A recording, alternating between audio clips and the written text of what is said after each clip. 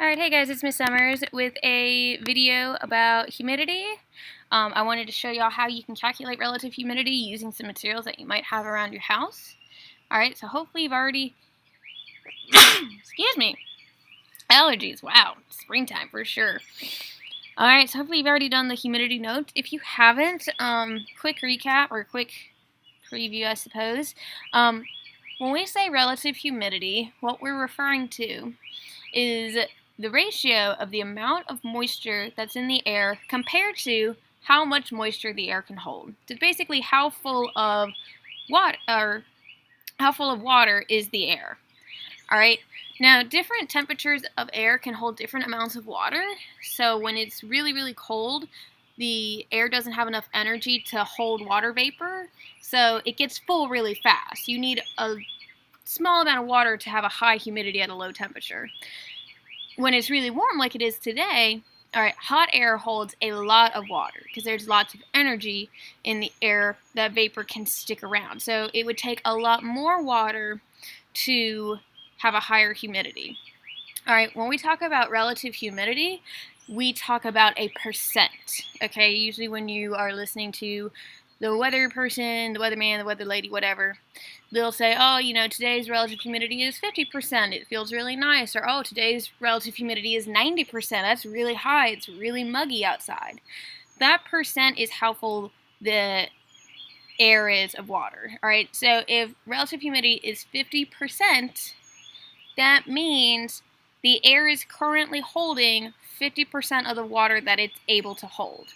If your humidity is 100%, okay, imagine a day where it's 100% humidity, that means that the air is so full of water, it can't hold any more water. It's full. It is full of water. That's why usually when it's really high humidity, you go outside and it like feels like just moist.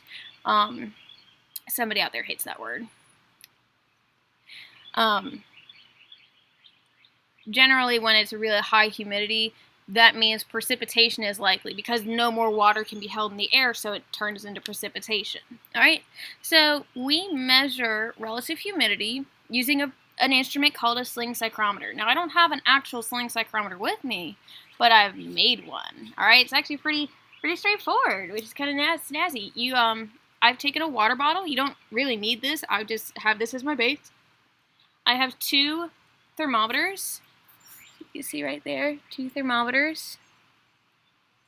All right, I've attached a string that I'm going to use to sling them around, and you'll note on my two thermometers, this one is dry. This is my dry bulb, and this is my wet bulb. All right, so this is going to take the temperature of the air. It's just going to be whatever the temperature is. But this one, because it's wet, some of this water is going to evaporate.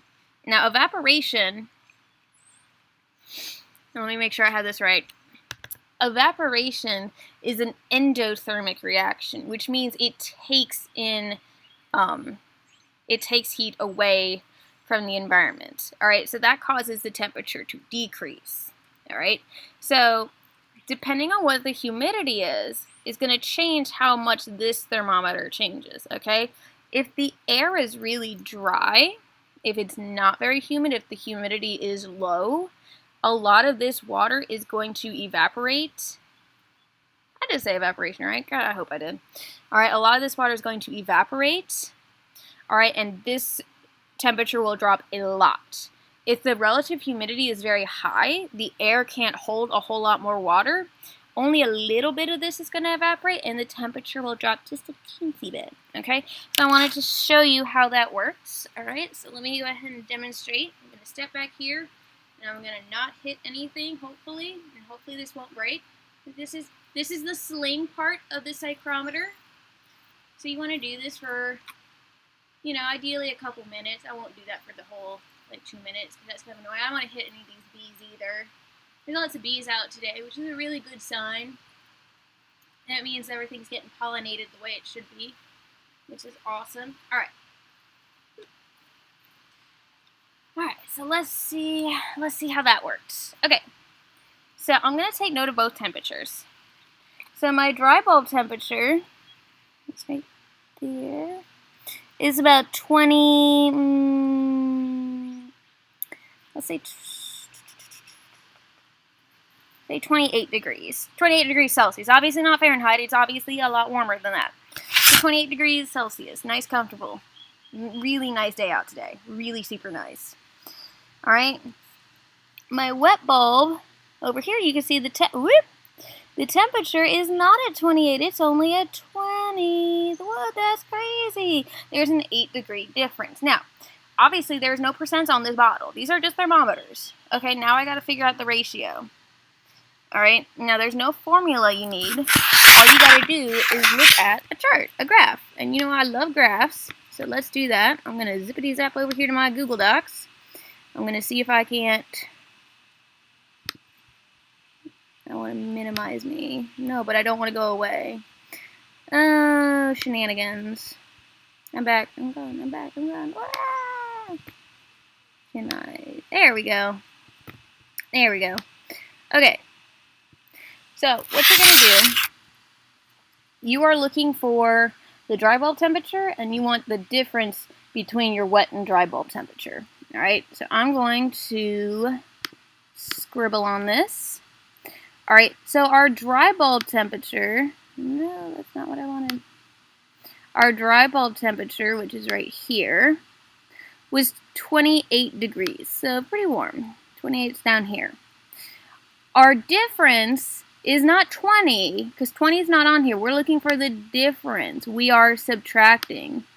So we're going to do 28, take away 20, quick math, and then, oh no, the server's got to respond. Ah, move it closer to the modem. This is what I get for being outside and using the interwebs. Alright, here we go. Alright, that difference is 8. So I'm going to go to 8, and now I'm going to play Battleship. I'm just going to play Battleship. I'm going to see where these lines intersect. So I'm going to go straight over, and then I'm going to go straight down. And I can see this number right here, 47. That means that today's relative humidity where I'm at is 47%. The air is currently holding 47% of the water that it's capable of holding. And just for funsies, I just want to see how close I was. Just for funsies. Oh look, we have a hurricane. Oh, that's super nice. This is... I don't know where that is. Well, that's unfortunate. It's 2020. Can't get any better. I don't want COVID-19 news. People, I want not hunt. Oh my gracious me.